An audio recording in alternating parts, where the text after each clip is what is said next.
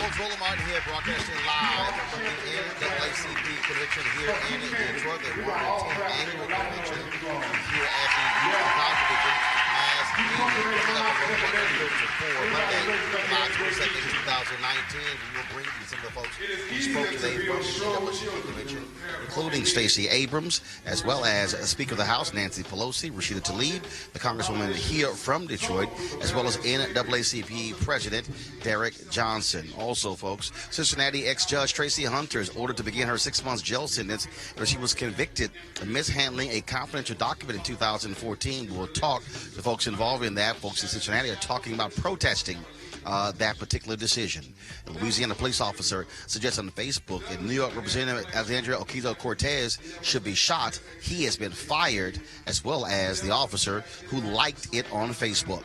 Also, folks, a tribute to Art Neville of the legendary Neville Brothers, who passed away today in New Orleans. Folks, we have a jam-packed show for you. It's time to bring the funk on Roland Martin Unfiltered. Let's go. He's got it. Whatever the biz, he's on it. Whatever it is, he's got the scoop, the fact, the find. And when it breaks, he's right on time. And it's rolling. Best believe he's knowing. Putting it down from sports to news to politics. With entertainment just for kicks, he's rolling. It's on go, y'all. It's Roland Martin, Rolling with Roland now. He's funk, he's fresh, he's real, the best, you know he's Roland Martin now.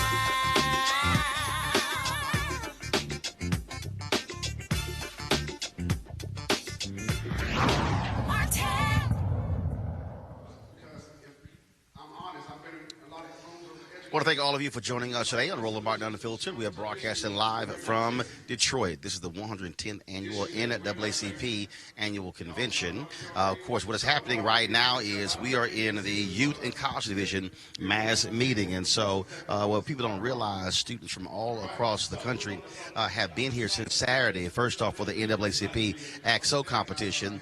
Now what is happening here is their mass meeting. And so a speaker from Austin, Texas is up right now, Tiffany Lofton. You hope to see her on the show. She, of course, leads the NAACP's Youth and College Division. And so hopefully we'll be able to grab her before we end our broadcast today. Folks, there have been a number of folks who have already kicked off this convention.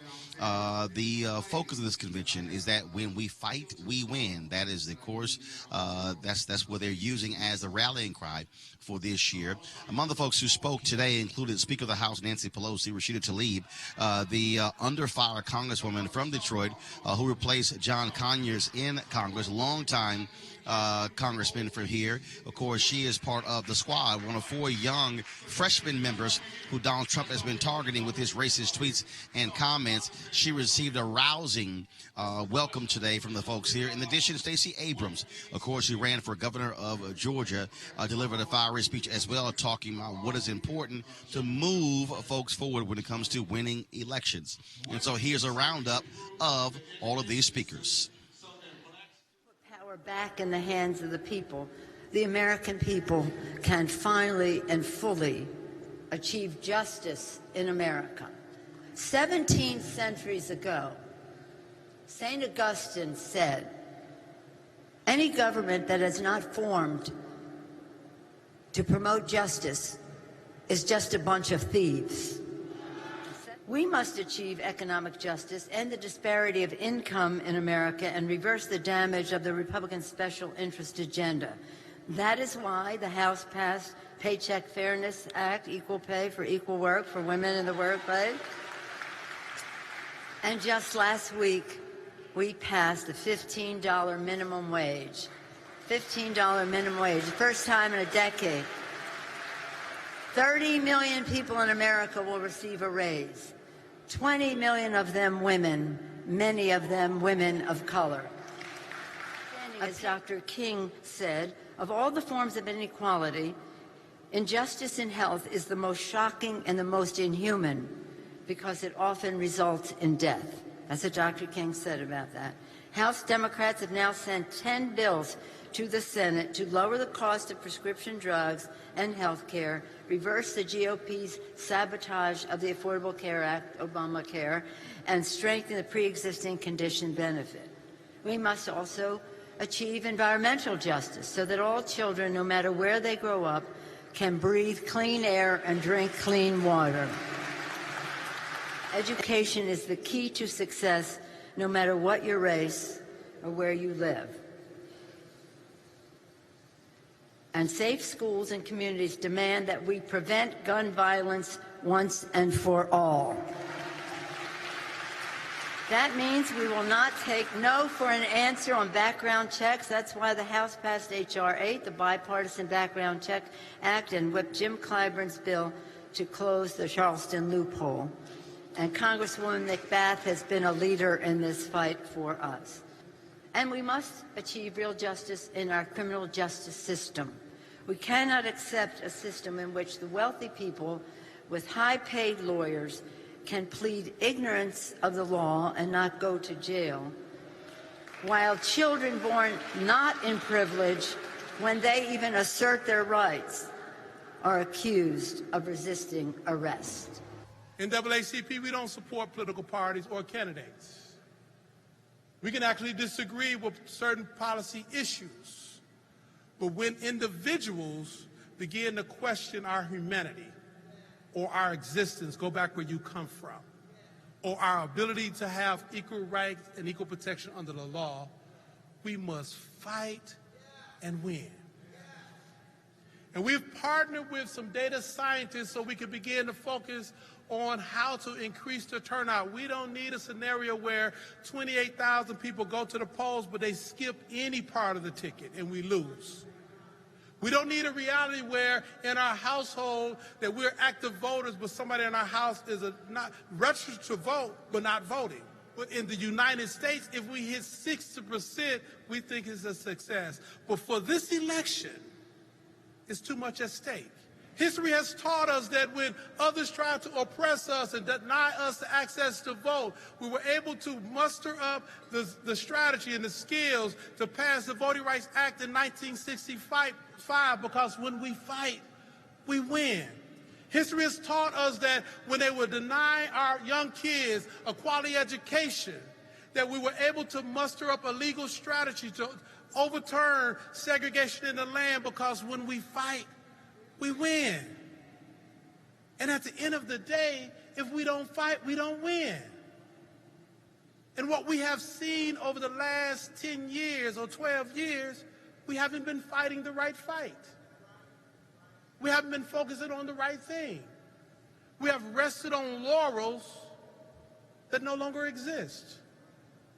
History should be a teacher of what we can do moving forward, not the stopping place, assuming it's always going to be that case. I want to thank all of you for joining us here today. It is important for us to stay together in this journey to make democracy work for all. Our responsibility in 2020 is to not only speak truth to power, but to wrest it away. Because the power is ours and now is our time. That is why I'm here. You see, we've got this election coming up, and I'm not going to tell you who to vote for. I'm not going to tell you which party to choose. But I will tell you that when a hostile power tells you you don't belong here, you might want to listen to what they're trying to tell you. I'm here to say that when they try their best to stop you from doing something, that might mean that if you do it, you win. And I'm here to tell you that voter suppression is real. Not just in Georgia, although we are a singular example, but in Wisconsin and in Texas, in Tennessee and Michigan, in California and New York. Any place we put obstacles in the way to exercising the most fundamental part of democracy, then we're in trouble. And when we concede, when we say it's the user's error, you should have gotten up earlier, You should have used an absentee ballot in a state where they rejected it at a 10% rate in certain counties. You should have had that ID checked, even though you can't get your driver's license fulfilled in North Carolina because you don't have the right piece of paper and it's been 30 days since you asked. When we refuse to acknowledge the complicated nature of suppression, then suppression thrives. And it works because it's insidious, because it's pervasive, and because it's been baked into the DNA of America. From the creation of our country, we have worked to tell people you are not enough and you cannot participate. Because the powers that be know that when we can hold power to, the world changes. When we get counted by the 2020 census, we suddenly become entitled to the resources that flow from DC like manna from heaven. Billions of dollars lost every year because black men go uncounted, because black women go uncounted, because black children go unseen. You want to know why there's a crowded school in your community? It's because those children didn't get counted in the census. You want to know why the roads haven't been fixed in your part of town? It's because the algorithm that allocates the funds ignored you in the last census. And so I'm not just fighting for the right to vote, I'm fighting for the right to count and to be counted. I refuse to be erased from the narrative of America. So over the next few days of this conference, I need you to understand and remember not only who you are, but whose you are and why you're here. We have to plan for victory. We can't keep fighting 2008 or 1998 or 1988. We've got to be fighting for 2020 and beyond. So say it with me. We're going to plan. Next, we're going to pursue. Say pursue. Once we've had our fun in the conference, once we've written down our plans, we're not going to forget that we got to do the work when we get back home. Because in states across this country, we have to start putting in place voter protection operations today. We've got to start putting in place voter registration efforts today. We've got to make sure that the census is not just a conversation, but an action plan that we are pursuing, that we're already talking about what's going to happen. That when you leave here not only with a plan, but with a commitment to pursue justice. Say pursue. They are chasing us. We can't let them catch us. But we can chase freedom and we can get it. We can chase power and we can have it. We can pursue our identities and our opportunities together. So number one, we're going to do what? And then we're going to, and if in November 2020 something has gone horribly wrong, we are going to do what we have always done, and we are going to persist. Say persist. I'm going to tell y'all a secret. November 2020, if every person we want gets the job we've asked them for, it will not fix America.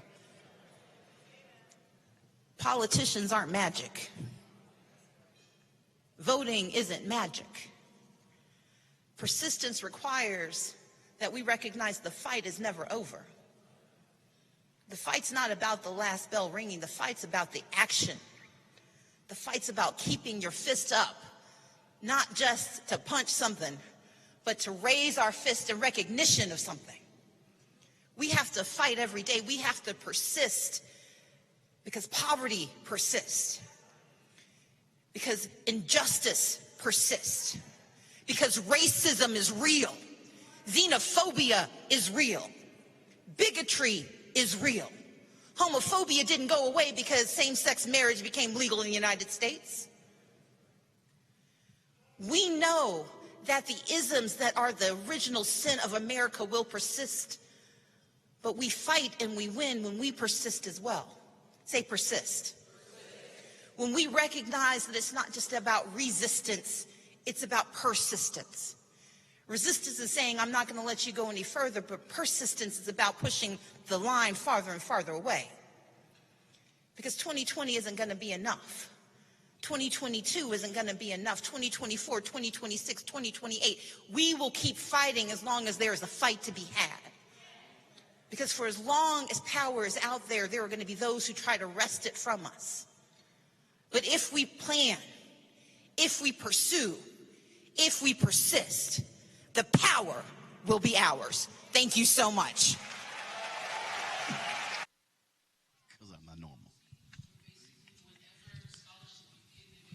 All right, folks, joining us right now is the head of the NAACP's Youth and College Division, Tiffany Lofton. Of course, we're here at their mass meeting. Hey, what's happening? What's up, Roland? Good All to see you good? again, All Uncle good. Ro. Thanks You know, for coming. She running around so busy, she can't return text messages all day. I'm like, I've you been ain't that busy. busy. I've just been busy. So, first of all, so for the folks out there who don't know, first of all, how many young folks who are here? 900 from 47 states, 339 chapters. Okay, so explain to people, because here's the piece. Most people believe that when they think of the NAACP, think of a whole bunch of old black people. Let's just be straight up. Yes. But the reality is NAACP has always had a youth and college division. It has. It's had it for over 42 years, and we have to recognize that the youth in the NAACP have just as much power, privilege, and rights in our Constitution and bylaws as the adults do. Folks don't know that either. They think that, oh, they have like a little kid program. No, we don't have a little kid program. We're currently here right now in our mass meeting where our folks are making policy decisions and deciding what their agenda is going to be for the next year. And yes, we might be doing that separate from the adults, but the youth and college movement, as I like to say, has actually been alive, well, and thriving and growing transformationally since I've been here over the last year. And so we talk about, so what's happening is you do sort of have like two separate conventions. What I mean by that, Yeah. it's one convention, but pretty much the it's two adults got different- their yeah. thing, and youth and college, they've got their thing. And then AXO has their thing. Right. Yeah, absolutely. AXO has their program. They started 3 days before we got here, and then our students get here for 3 days. And for 3 days, we do really intense organizing training so that they can learn how to do voter registration when they get back to school, because all these folks are going back to school in about 3 weeks. And then we have folks who are training on intersectionality. So we had a whole entire panel about Muslim, queer identity, hip-hop, Native American, and indigenous folks. And then we also Y'all had leave folks anybody from out? the undocumented, Undocu-Black was here. I made sure I tried not to. Right. And the point of that is not only do people feel like the NAACP is for old people, they also feel like the NAACP is just for one type of black person, like a Christian black person. And it's not, right? Like we had folks from the Muslim community and faith just do a bomb poetry slam just now. Folks from the queer community came and did a workshop earlier. Our keynote speaker on the first day was Haben Girma. She is the first black West African Eritrean woman to graduate from Harvard Law who was deaf and blind. She rocked the whole freaking house. And she was like, if you want to come ask questions, type it into this keyboard right here. And then the keyboard sends a message to the other keyboard, which writes it in Braille, and then it goes to my brain. And these people in the room were like, I want to ask a question. I want to ask a question. And so the goal of this is really to help people recognize that like where you live is not, that's not the only type of black, right? What is the black diaspora, and what's the agenda that we can all have going forward to move everybody to fight for liberation for all black people? So the reason I wanted to do the show from here, first of all, we were set up actually in the main convention center. I'm so grateful you came over here, Roland. I wanted to do it because, again, there are a lot of people out there who have absolutely no clue Right. about the breadth of NAACP. You have been in this position a little more than a year. This is now your second convention. What do you want folks to know that these young folks are doing that doesn't get attention, Yeah. that doesn't get coverage, Yeah. that folks may be shocked and blown away by? The first is you should know that these are the folks, when you think about why the NAACP hasn't done something, before you ask that question, you should probably reference the people that I'm talking to here in this room. The folks who are standing around the room who have already taken stances on trans black folks, who have stood out against violence for trans communities, for LGBTQIA, SGL communities, for people who are concerned about what's happening with police brutality. These are the young folks. You might not see the NAACP out there because these folks are rocking regular T-shirts, but they're the folks who are the presidents, vice presidents, secretary treasurers, second, third vice president of those campaigns and of that work. That's the first thing they want you to know, is that these folks are invisible to you, but the things that you're asking, we are already involved, right? When we talk about clemency for Centoya Brown, the president of Tennessee State Youth and College chapter was here. He was a part of the coalition to help make that happen, right? And people are like, oh, where's the NAACP? We doing the work. We just don't always do the credit and with the logo, right? So that's the first thing I want people to know. The second thing, which is the last, is intergenerational organizing is something that I get harped on a lot because I'm responsible for the young people, right? So there are older folks who say, well, you talk too much about the young people. You need to talk about the older people. That's actually kind of like your title. That's my job. That's my job. the title. My job is National Youth and College Director. My job is not to do everything for all the older people. My job is 35 and younger. I have people here who are 13 years old. My youngest state president for South Carolina, he's 13. So, the youngest state president? My youngest state president is 13. Tyler, he right here with an orange T-shirt on. He's sitting right over there. And so Tyler, and so what happens is our folks from 13 all the way to 35 are the ones who are doing their best not to quit and practice healthy intergenerational organizing at the national level at our convention so that when they go back home, they can mirror that work. But folks also have to understand that the 3 previous people who held your position, Jamal Bryant, Pastor Jamal Bryant, Yep. Sammy Dow, Jeff Johnson, and also Stephanie James. Brown. And what they're now organizing people to run for office, teaching them how to do it with collective PAC. And so that's the thing I think people have to understand, that the value is raising them up, putting this notion of organizing and mobilizing into their brains and their spirit at 10, 11, 12, 13, 14, 15. You got to start early. It's all of a sudden when somebody's 20, 25, they've been doing the work for a decade. Absolutely. You got to start early. You got to train people early because 2 things. One, if you don't start early, we're missing an entire generation of people who are already engaged on their cell phone. Everything that we're talking about, everything we're saying, people already have access to it on their device. Right. And so if we don't engage with them while they're learning it, they're going to create their own reality of what they see and what they think and believe. They're not going to have their own opinions that are constructurally, put together with other diverse conversations and issues. They won't be able to debate them with other people because they're not exposed to it. When I debate other people, Roland, it grounds me more in what I believe. Or it challenges my values, and then I learn something new, and now I'm like, I actually feel differently about something. So you have to start in middle school, high school, and that's where the folks who are here in the room, we have college students. Once you start early, it is statistically proven that when you start earlier, our folks actually stay in the same sort of ideology belief, right, moving forward, than they do when they get older and try to shift and go change. So everybody here that's progressive and fighting for liberation, those folks are going to stay progressive and stay fighting for liberation way down the line. Last question here, and I got to ask you this because you're actually working. First of all, they like my hair. You got Thank someone named Bob Sanders who says, to be honest, too many Jews run the NAACP. That's not true. That's not true. It's a lie. What are you talking about? So that's just... You haven't gone to our website. Go to NAACP.org. Next.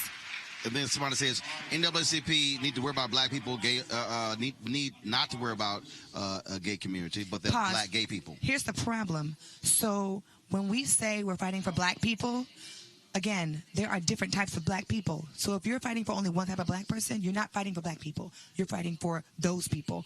I'm fighting for liberation of black people. Whatever their religion, whatever their sexual orientation, whatever their age, whatever their reading ability, whatever their national background, those are black people, and the black diaspora is way bigger than that. So for you to say something like that, it's just really narrow-minded because your type of black is not black. It's actually just anti-black. And then also, last person here says, as long as NAACP fights solely for black people, then I'm good. I hope you good, because I'm good too. As long as we're fighting for the people of color, I'm good. You know what I'm saying? No, but he said only black people. We're not fighting for only black people. We fight. I literally just got finished telling y'all that we had folks who were from the undocumented community, people who were from the LGBTQIA faith community, people who were from different religious communities. We had the Nation of Islam who was here. We had Muslim folks who were here, and not all those folks are black. I'm not going to do what white people do. White people will tell you, oh, I got a black friend. Look, I'm not going to do that. What I'm going to say, though, is that if there's something that you want the NAACP to work on, chances are probably we're already working on it, or you should join your local NAACP to be a part of the work, so that way you stop talking about it and you can be about it. Because we can't have folks who are critiquing an organization that they're not a part of, and they can't have folks who are critiquing work that they've never done. Well, I literally had to blast somebody the other day who talked about what the NAACP is not doing, what he's not seeing in South Carolina, and I went, boom, boom, boom, boom, boom. Like, what the hell are you talking about? Right. And then if you live there, are you a member? No. Right. I said, so stop. I said, plus there are 2,000 chapters. Okay, so here's a piece. This is actually a live working They just session. called my name. I'm going to ignore them. They just called her name. And so she got to get back to work. But again, though, I'm like, there are 2,000 chapters. Yes. So when somebody says they ain't doing nothing, so you're saying 2,000 chapters not doing anything? You mean, what we doing? We just sitting there? We just chilling? We just have meetings? Because that's not what's happening. We have 2,200 chapters across the country. Folks don't even know this, that there was a woman named Crystal in Texas who actually was put in jail because she voted when she was on parole. Yeah. The NAACP got her free. Exactly. The NAACP was a part of that coalition to help get her free in Texas. We had folks, like I said, who granted clemency for Centoya Brown. We have folks who are fighting for, there was a black woman who was in Virginia who was golfing, and the white men were telling her to hurry up and golf. Did you see that story in Virginia? Yes. The woman who they did that to was the NAACP president. So she was the one who was actually run out, and now she's running for office. So my whole thing is, if you're talking about what the NAACP is not doing, you're probably sitting at home, on the couch, behind a computer, or on your cell phone, talking smack. But every day that you wake up in the morning, you're not going out to work with the real black people that I'm working with. So I invite y'all to come down to the next convention. I invite y'all to come down to our state conferences. I invite y'all to join in discussion with us on social media to help push us and continue to push us. I don't shy away from being pushed. Push the NAACP. Absolutely. You know what I'm saying? But also, don't talk about what you don't know about.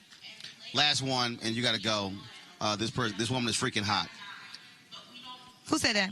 Somebody. They ain't got no blue check. Don't worry about it. See, okay. That means I don't know them. I thought I might know you. This is YouTube. She's so silly. I don't know. YouTube don't have blue checks. You are silly. You are beyond silly. If they don't have one, don't call me. Let me call my man over here. Where James at? You are so silly. My man's here. Y'all, they better chill. They like my haircut. You see this? Yes, they've been commenting on your haircut. Yes, and That's why I'm glad I sat on this side. And you posted the photo on social media, so yeah, we saw. You can follow us at NAACP_YC on Instagram, and you can also follow me at Tiffany D. Loftin, LOFTIN, also on Instagram and Twitter. I don't know why I put her on TV. Because anyway, you love me, y'all. Roland's sticking up and doing the work for young folks and representing. Who else is here except for Baller Alert? That's it. Like, nobody else is here, and this is where the movement's happening. So thank you for coming. And there was only one, all y'all people, all them black websites, all this black media, all these so-called new black media people. I can only know one who was live streaming the speeches from earlier today and who will be live streaming tomorrow and Wednesday. Wow. Roland Martin Unfiltered. That's why we're here. Holla. Go to work. Can I do that? Holla. That's at the end of the show. We still got more show. Oh, we're not finished? No. Oh, okay. I'm going to go. Finished. I got to go back to work. Bye. Holla. Get out of here. Bye, girl. All right, folks, let's talk about this with our panel here. Joining me, of course, Dr. Avis Jones-DeWeaver. She's political analyst. Mustafa Santiago Ali. He is the former senior advisor for environmental justice with the EPA. And joining us in 1 second is going to be Mark Thompson, host of Make It Plain, who's actually launching his own digital show. So we're going to get him in for a second. And so, Anthony, if you could get Mark Thompson, bring him over here. I want to first start. So it's real hard for me to hear right now. It's real hard for me to hear right now, y'all, but that's why I'm putting these headphones in. Avis, I want to start with you. Tiffany talked about the 2,200 chapters of the NAACP. We have to be focused, Avis, on our organizations, infrastructure, and using our infrastructure and putting them to work. People can tweet all day. People can comment on Facebook all day. But unless you have institutional infrastructure, you cannot mobilize and organize people. Absolutely. Being a critic is very easy to do. But doing the work takes organization. Doing the work takes coordination. Doing the work takes leadership. And doing the work takes money. Things just don't magically occur. It takes strategizers and people who are out in the field making it happen. And so although we are in an era in which we do see some very creative uses of social media in order to spread the word about injustices and in some instances organize pretty quickly actions against a specific injustice, the reality is for sustained movement and for sustained actions to occur, having an institutional grounding is absolutely necessary. And I have to agree with Tiffany. Instead of being on the sidelines and critiquing, figure out how you can get involved to make the difference that you want to see. Mustafa, I saw you earlier when I arrived at the convention hall. And again, this is not for me about a commercial for the NAACP. What it is about is saying that if we are going to move folks to vote in 2020, if we're going to move folks on a black agenda, if we're going to move people to change our communities, you have to have organizations. You have to have infrastructure. You have to have people who are mobilizing. It's real easy to say, oh, we should sue somebody and we should do this and we should get people together. But unless you have the ability to do so, you just got a bunch of people who are talking, doing nothing. That's exactly right. And, the beauty of what is going on there at the 110th convention is that folks understand that justice costs, and they are literally willing to do the hard work, to make sure the structures are in place, to make sure that all of the various issues that are going on inside of our communities is tied to our vote and is also tied to power and how we translate that power into real change. We have that power translate into change in relationship to resources that need to come back to our community, into the court system, how we can make sure that we have the right types of judges that are in place, and how we can also make sure that both on the local level, the county level, the state level, and on the federal level, that we have folks who care about what's happening inside of our communities and can hold them accountable. Mark, it is very frustrating for me when I hear people say, NAACP, they ain't doing nothing. And then when you begin to ask them the question, then they can't even remotely articulate anything that somebody is doing. The reality is, for a lot of civil rights organizations, they are bad at PR. A lot of people are doing the work. Second of all, this is a volunteer organization. You've got, paid staff in national headquarters, but when you talk about 2,200 chapters, these are black people, largely black people, and you have folks who are white, others who are involved in NAACP, but these are black people who are literally volunteering their time, who could be doing other stuff, who are choosing to be active.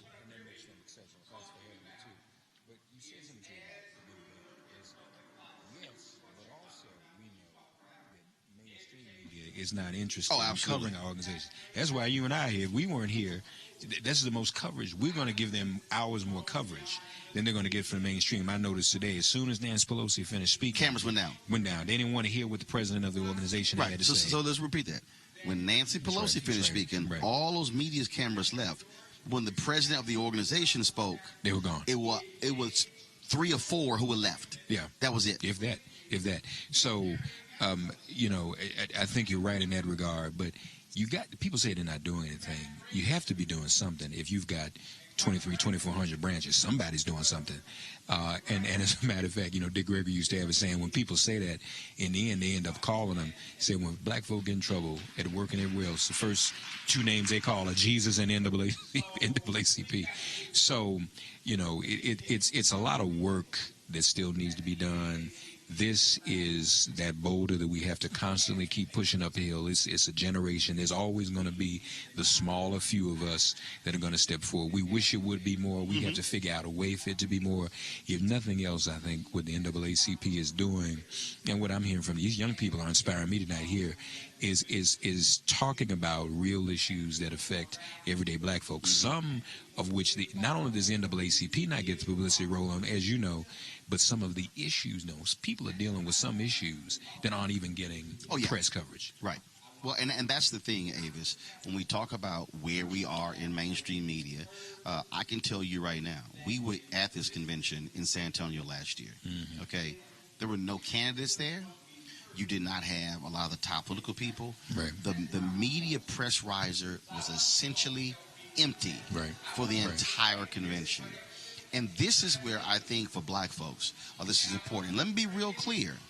These black websites out here, they weren't here, okay? Other folks who were in black media, folks in so-called new black media, they weren't here. And I'm sure somebody is saying, oh, well, that's because they're doing nothing. But I cover a lot of black stuff, and I don't see a lot of those same people a lot of these places. And so we have to understand that we have to also be the ones who are telling our story. You can't be saying Chicago Defenders no longer printing hard copy when they were actually covering the stuff that black folks did, Avis. Absolutely. It's very important that we do that, because oftentimes we will be the first ones to complain, and rightly so, that a lot of the mainstream media does not cover those issues that are important to us. And that's absolutely. But it also means that we have an even greater responsibility to make sure that we are there in those spaces where our people are, so that we can relate our stories from our perspective. And it's really unfortunate that from your experience, you're seeing that we're really not there, and to the degree that, quite frankly, we should be. Mustafa, there are a number of things are being discussed here. It's not just presidential candidates coming in on Wednesday. Earlier today, there was a session dealing with blacks in technology and leadership. Environmental issues have been dealt with. We talked about what's happening with these young folks as well. So there's a breadth of issues that are being talked about. You also have continuing education going on here where folks are literally going through additional training when it comes to mobilizing and organizing. Yeah, just yesterday, we actually had a CLE, a continuing education program, where we were talking about environmental issues and climate issues with a number of the attorneys who were there, along with activists and others. We also had Hillary Shelton, who was there. Congressman Bobby Scott was there, talking about the various pieces of legislation that they have been moving forward on. You know, everything from voting rights to health care to criminal justice reform. Everything that impacts our communities is being covered at this conference. And that's why folks across the country should be there. And if they're not, they should be streaming this to make sure that they're getting that information. And then when folks come back home at the local chapters, they need to get involved. All right, folks, hold tight 1 second. We're going to go to a break right now. We come back. We're going to talk about this stunning case story out of Cincinnati where an ex-judge is now headed to jail. We'll explain to you those details. You're watching Roland Martin Unfiltered live from the NAACP convention here in Detroit. Back in a moment. You want to check out Roland Martin Unfiltered?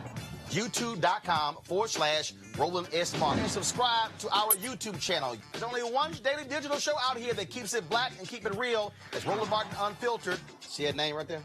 Roland Martin Unfiltered. Like, share, subscribe to our YouTube channel. That's youtube.com/Roland S. Martin. And don't forget to turn on your notifications so when we go live, you'll know it. Hey guys, you heard me talk about a lot about marijuanastock.org because I want to keep you informed of investment opportunities that make sense. We've all watched the growth of the cannabis industry. A recent report by New Frontier Data estimates the global cannabis market at over $340 billion. We know that marijuana legalization is sweeping the country state by state. We also know that marijuana has a good cousin, the hemp plant, with a much higher concentration of CBD. That means hemp gives you all the medical benefits of marijuana without getting you high. Until recently, hemp farming was practically illegal in the United States and heavily regulated by the DEA. The 2018 Farm Bill changed all of that, making it legal to grow hemp CBD in the U.S.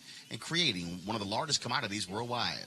And they need land to grow all of the plants. Folks, this is not rocket science. It's just an incredible investment opportunity, and that's where our good friends at 420 Real Estate come in. Their business model is simple.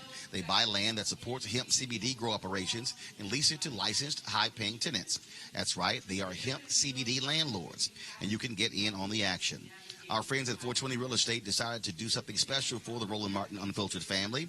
Originally, the minimum investment level was $500, but right now you can invest in this crowdfunding campaign for as little as $200. That's right, anywhere from $200 up to $10,000.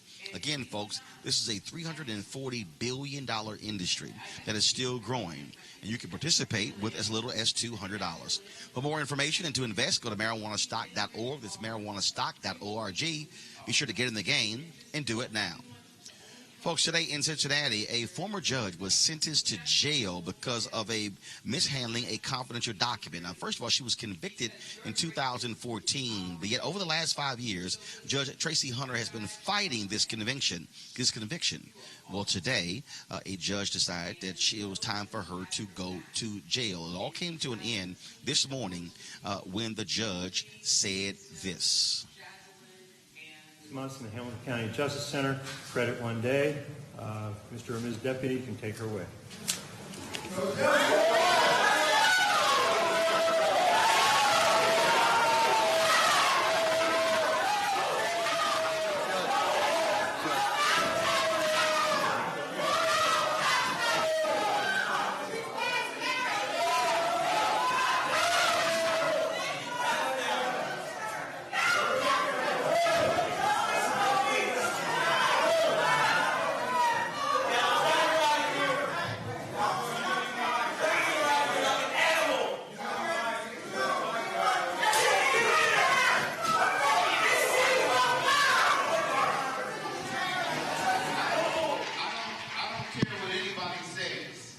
Joining us right now is Jennifer Branch, civil rights attorney and co-counsel for Tracie Hunter. Jennifer, thanks for joining us at Roland Martin Unfiltered.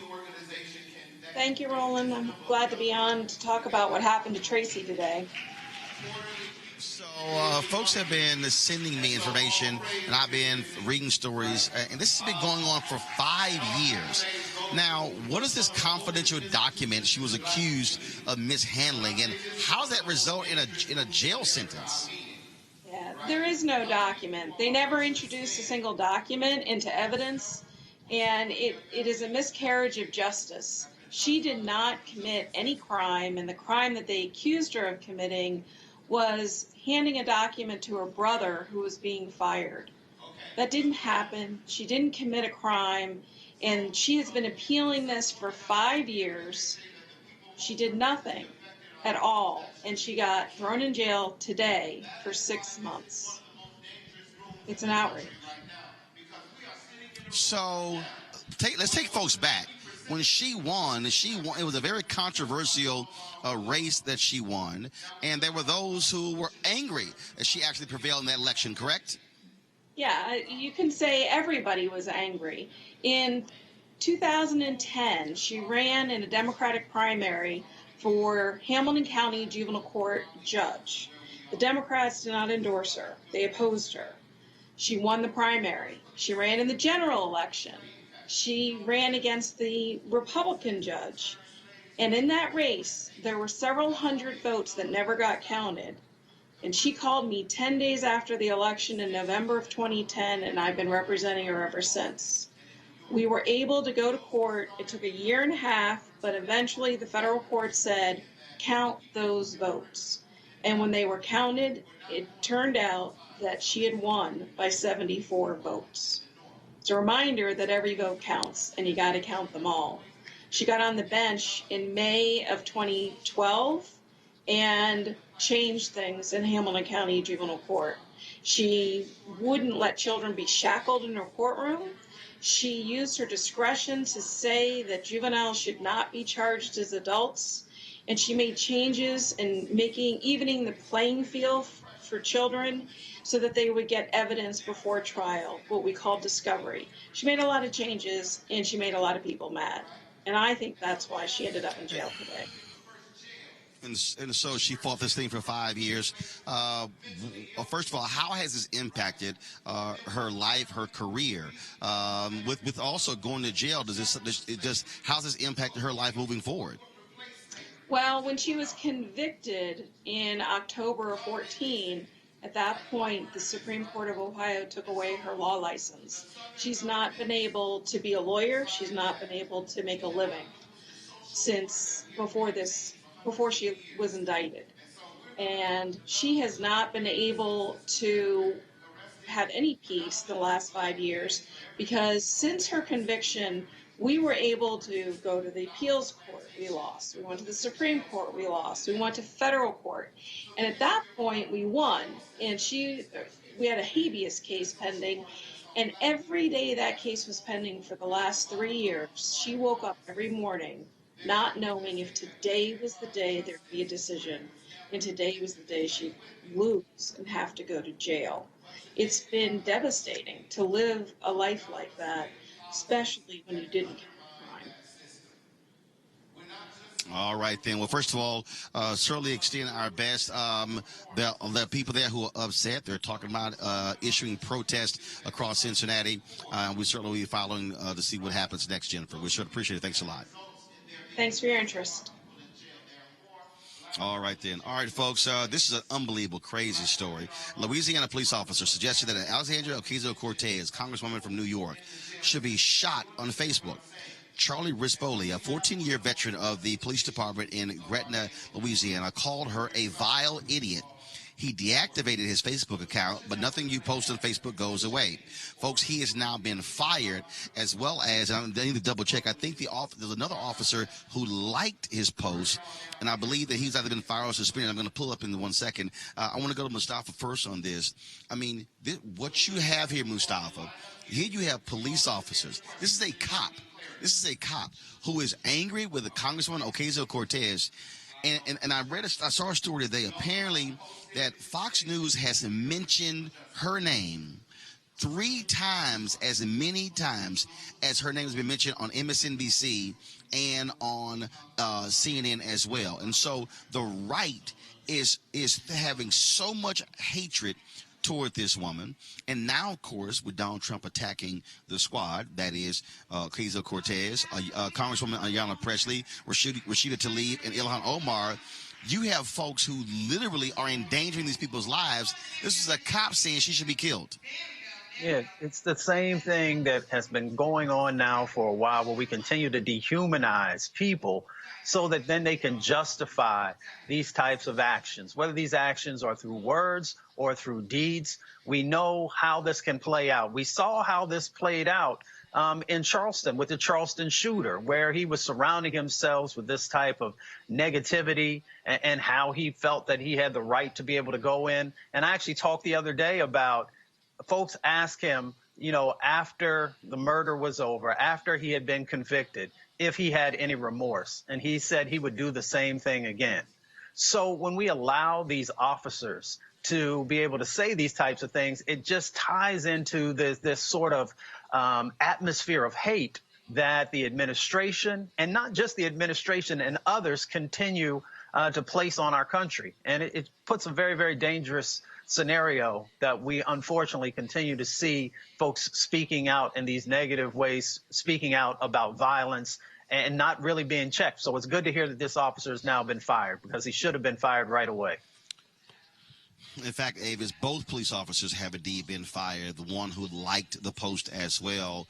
This is concerning because, again, the hatred that is being cast towards Ocasio-Cortez, being cast toward these other women, this could lead to, again, something tragic happen. Let's not forget, Congresswoman Gabby Giffords was almost assassinated outside of a grocery store by this deranged man. That's what we're dealing with. And when people attack them the way they do, Avis, this could have serious repercussions. Absolutely, it could have serious repercussions. And it's especially appalling that this is a police officer. But, it's kind of in line with what we've seen recently with all these studies of the social media activities of police officers across the country, where apparently a great deal of them are engaged in very violent discussions online that are specifically targeting individuals. This was particularly egregious because you're targeting this congresswoman. But you're absolutely right. What we're seeing is not only Fox News that specifically demonizes her constantly, but also clearly Trump demonizes her, and now the entire quote-unquote squad in the same way. And what they're ultimately doing is they are radicalizing a white supremacist element in this nation that is growing and that is violent. Let's not forget that this is a very violent group of people. The number one terrorists in America are white men. When you look at mass shootings, who does it? It is primarily white men. And so the fact that he's a white man with a badge makes it that much more dangerous, because we also know that oftentimes police will just protect each other. I am super shocked that he was fired, and as well as someone else. I am glad it happened, because usually that accountability isn't there. You look at what's happened recently with Arizona, for example, where a number of police officers were caught with putting very racist and also violent statements and memes on Facebook. And instead of any of them facing any sort of blowback because of that in terms of disciplinary action, you have the police union out here talking about they're going to hire a firm that's going to scrub their social media activity, which means that we won't even know in the future what policemen are engaged in this violent behavior. Because I would argue that there's probably not much difference between someone who would write something like that on Facebook, have a gun at his side each and every day, and possibly could lose his temper and act in a very dangerous way, particularly towards people of color. And that is what ends up in the situations that we see time and time again with unarmed people dead. Mark Thompson, again, it should be of grave concern to anybody when you have folks who are making these threats, but to have police officers who are doing this. We also know now with the 328 cops, which is a very small sample, folks uncovered violent takes, racist comments as well. I mean, people should be concerned about this. And we've also seen in the past that lately, and this is not to say all military and all law enforcement are this way, but there are those who are white nationalists who are attracted to military and law enforcement careers. That's just a fact. I want to be clear. Not all military and law enforcement are white nationalists, but many white nationalists want to be military and law enforcement. And we've been saying all along that these institutions need to figure out ways to weed out those bad apples early on, to even have an early detection system. But you're right. If something were to happen to any member of the squad the way it happened to Gabby Giffords, that would be a tragedy. And if you or I were to do something like that, or encourage people to do something like that, we'd be accused of incitement. Why isn't Trump accused of incitement? Second of all, I will say this. I'm glad the cop got fired. Now, if a cop can be fired for saying a member of Congress should be shot, why can't cops be fired for outright shooting black people or killing black people, or choking them to death? That's the only other question I have. That's not a reflection on AOC. But what kind of system do we live in where someone making a threat on Facebook, which is horrible, can be fired as he should have been, but someone who carries out a violent act against another human being has to go through an administrative review, and we have to wait and see what all the results are? Tired of that. And frankly, you know, that's the place we put that Buttigieg and de Blasio in right now. But trust and believe, if a cop had done something on those forces, they would have been fired too. Mustafa, what we have to deal with here, Mustafa, is that they're angry. They're angry at these sisters. They're angry at these freshmen because they're challenging white supremacy. And also, they're not backing down. They're in their face. That's what you're dealing with here. Right. They are actually utilizing their power. They are standing up for what they believe in. They're standing up for the communities that have been disproportionately impacted from both police brutality and a number of other issues. And that causes those who have been in power fear. They're actually afraid of these sisters who continue to show that they are willing to stand up and push back. And as President Johnson said, when we fight, we win. They have been fighting for our communities from the first day that they came into office, and they've been fighting for our communities even before they ever got to Capitol Hill. One of the things that also, again, I want to talk about being here at this convention, Mark, and when you hear the issues that are being talked about, there are going to be a lot more media folks who are going to be here on Wednesday. Oh yeah. When the presidential candidates come through, what are you expecting from this presidential forum? I was there. I was in Houston in 2016 when Mitt Romney spoke. At that time, came out against the Affordable Care Act, did not go over well in that room. And then I remember when Vice President Joe Biden also spoke that year as well. What do you expect on Wednesday?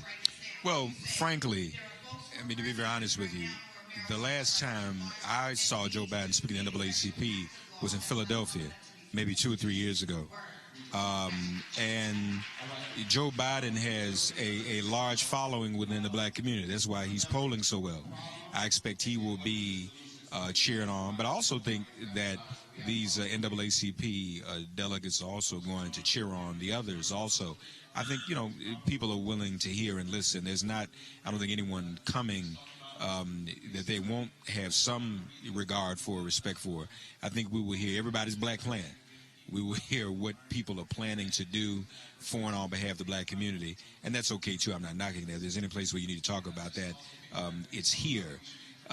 But it's going to be very, very interesting, because one of the things that is really intriguing to me, that in such a diverse field, you still have a white male that is polling better than everybody else.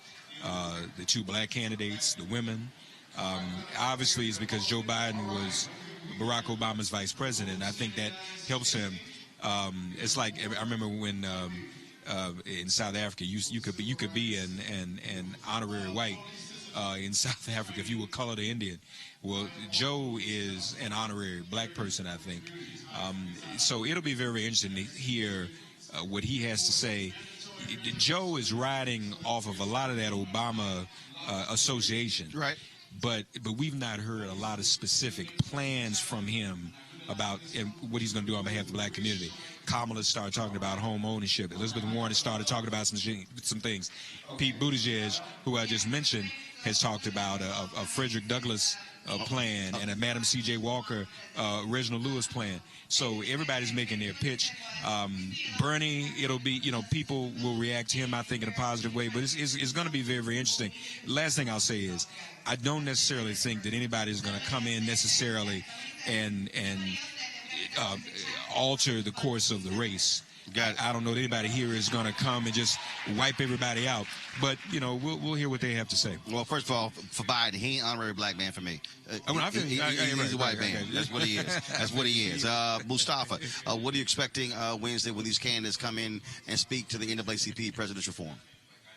Well, I think that what we're going to hear from them is, a number of the things that we heard in Miami, and some of the things that they'll be preparing when they come back again here in a week, where they're putting a black sort of face on the issues. They will talk about, police brutality. They'll talk about the need for criminal justice reform. They will talk about their plans for creating jobs, especially for our communities. All of these things are important. But what I need to hear is, how are you going to actually really make that happen? Besides just saying that you're going to do these things for black folks, I want to know how you're going to make it happen. How are you going to move the resources to make it happen? I want to hear about who is it and what types of people are you looking to put in positions of power inside of your administration, in those secretary positions, in those administrator positions that can then help to make real resources move into our community. So for me, those are the things that I need to hear. And, of course, Avis, the reality is this here.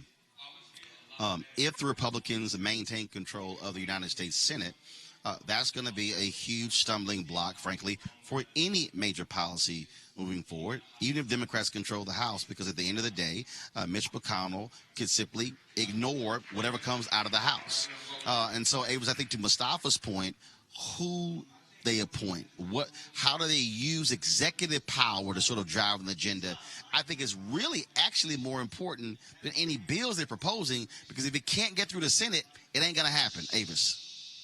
Well, you're exactly right. And I'm hoping that, though it's critically important that they come there and they speak directly to issues of concern to black people, because black people are, quite frankly, the most practical voters in America. They're going to need to come up with some real meat when they're talking to the audience there. I also hope that, generally speaking, that a lot of the candidates who are currently running, I'm hoping in the not-so-distant future, reconsider running. Because, as you mentioned, we need to focus on capturing the Senate. Of course, there's a lot that can be done by executive action that can undo what was done via executive action with this president. But the challenge with executive action is that's all it is. It can easily be undone by the next president. And so the best thing to do is to get laws passed and signed. To do that, we will need to take control of the Senate.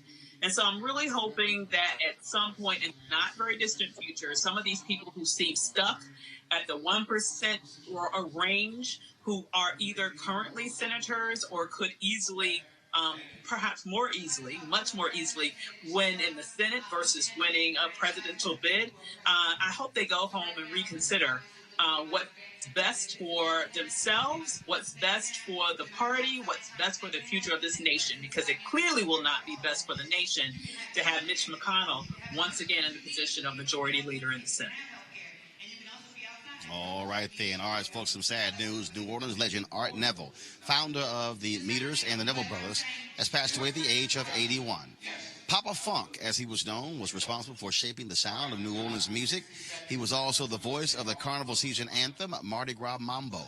Art and his three younger brothers, Charles, Aaron, and Cyril, formed the Neville Brothers. Their sound was distinctly New Orleans. Papa Funk will certainly be missed, and we extend our prayers to the Neville brothers, the Neville family, as well as the folks in New Orleans. Certainly want to thank Avis, Mustafa, and Mark as well for joining us today on Roland Martin Unfiltered. Of course, we are here at the NAACP convention. For those of you who missed earlier in terms of our coverage, we've been, of course, live streaming all day. And earlier today, like I said, we live streamed the morning session, the plenary session, which featured Speaker Nancy Pelosi, Congresswoman Rashida Tlaib, as well as Congresswoman Brenda Lawrence, and, of course, the speech by NAACP President Derek Johnson. And so you can check that out, okay, by going to our YouTube channel. We want you to go to youtube.com/Roland S. Martin to see what they have to say. We're going to be live streaming sessions tomorrow as well. And then on Wednesday, we, of course, have the presidential forum taking place and also a CEO roundtable taking place after that as well. Folks, like I said, this is the only black site, the only black digital operation broadcasted from the NAACP. Why does that matter? It matters because we must control our narrative. The reality is there are amazing things that are going on here. But if mainstream media ignores it, then you might say, you know what? Nothing's going on. Nothing even matters. Later this week, National Urban League Convention taking place in Indianapolis. Exact same thing.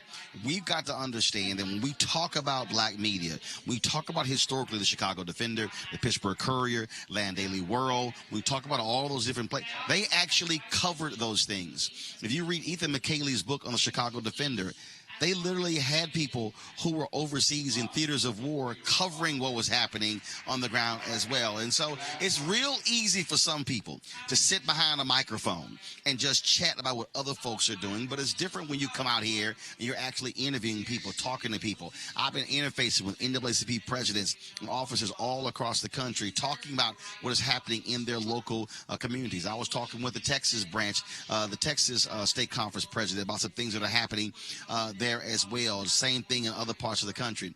This is why you have to be in the mix, which is why we want you to support Roland Martin Unfiltered. Your donations, joining our Bring the Funk fan club, allow us to be able to come here, bring staff here, to be able to broadcast. Good luck, folks. This stuff ain't free, okay, and it's also not cheap. And so we'll be here. We're going to be broadcasting later this week as well from the Urban League, and so we want your support.